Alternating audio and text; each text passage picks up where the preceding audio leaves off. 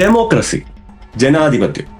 കുട്ടിക്കാലം മുതൽ നമ്മൾ കേട്ട് വളർന്നത് നിങ്ങളുടെ വോട്ടിന് വിലയുണ്ട്, ജനാധിപത്യം എന്നാൽ ജനങ്ങളുടെ തീരുമാനമാണ്, ഭാരതം ഒരു ജനാധിപത്യ രാഷ്ട്രമാണ്.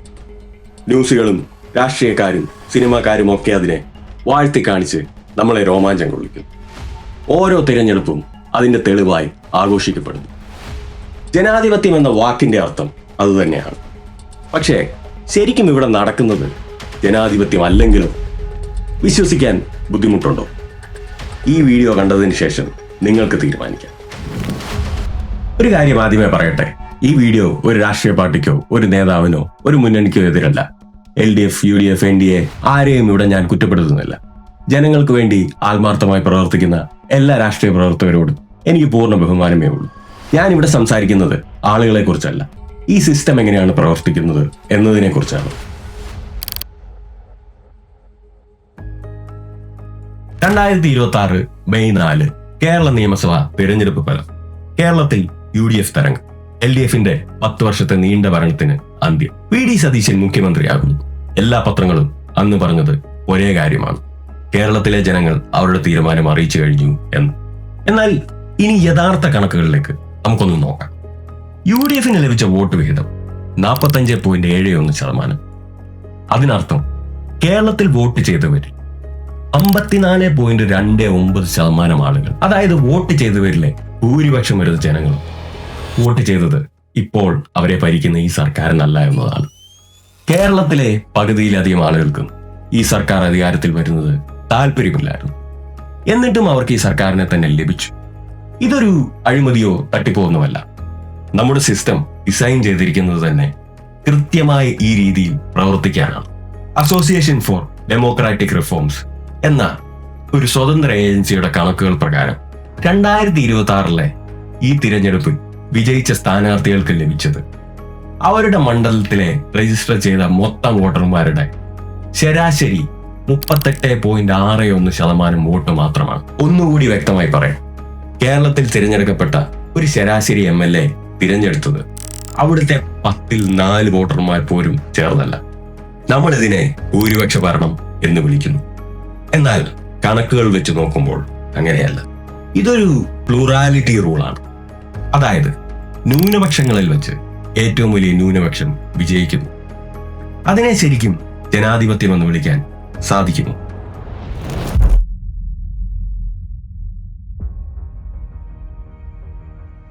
ഈ കണക്കുകളൊക്കെ വെറും ഒരു പുറംമൂടി മാത്രമാണ്.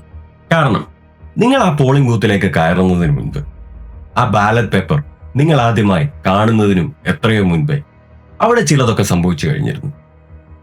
ആ പേപ്പറിൽ ആരുടെയൊക്കെ പേരുകൾ വരണമെന്ന് മറ്റാരോ തീരുമാനിച്ചു കഴിഞ്ഞിരുന്നു. നിങ്ങളല്ല, പാർട്ടികൾ. 2026 കോൺഗ്രസ് മത്സരിച്ചത് 92 സീറ്റുകളിലാണ്. CPIM 77 സീറ്റുകളിലും BJP 98 സീറ്റുകളിലും മത്സരിച്ചു. ഏത് മണ്ഡലത്തിൽ ഏത് സ്ഥാനാർത്ഥി മത്സരിക്കണമെന്ന് ആരാണ് തീരുമാനിച്ചത്? തീർച്ചയായും അവിടുത്തെ വോട്ടർമാരായിരുന്നില്ല. കോൺഗ്രസ് ഹൈക്കമാൻഡ്, CPIM സംസ്ഥാന കമ്മിറ്റി, BJP കേന്ദ്ര നേതൃത്വം, വളരെ ചുരുക്കം ആളുകൾ.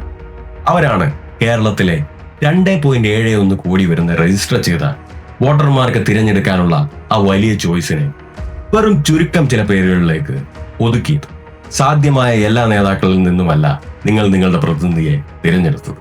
പകരം വളരെ ചെറിയൊരു കൂട്ടം ആളുകൾ അപ്രൂവ് ചെയ്ത് നിങ്ങളുടെ മുന്നിലേക്ക് വെച്ച് നീട്ടിയ ഒരു ഷോർട്ട് ലിസ്റ്റിൽ നിന്നാണ് നിങ്ങൾ വോട്ട് ചെയ്തത്.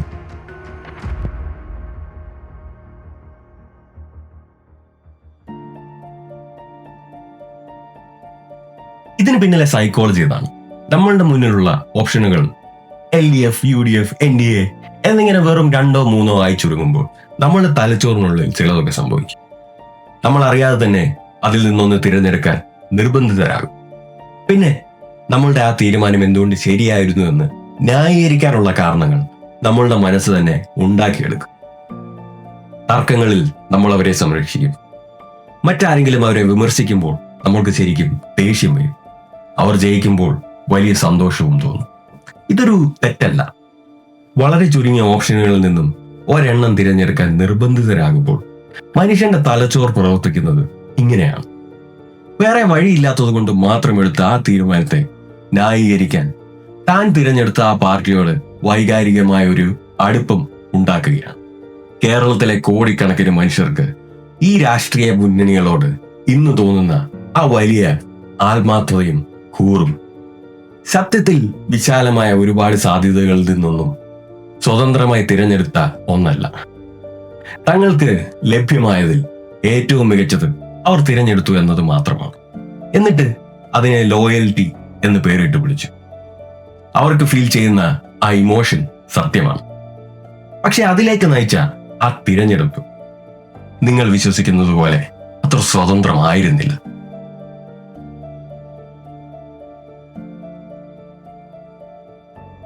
രാഷ്ട്രീയ പാർട്ടികൾക്ക് മുന്നോട്ട് പോകണമെങ്കിൽ വൻതോതിൽ പണം ആവശ്യമാണ്.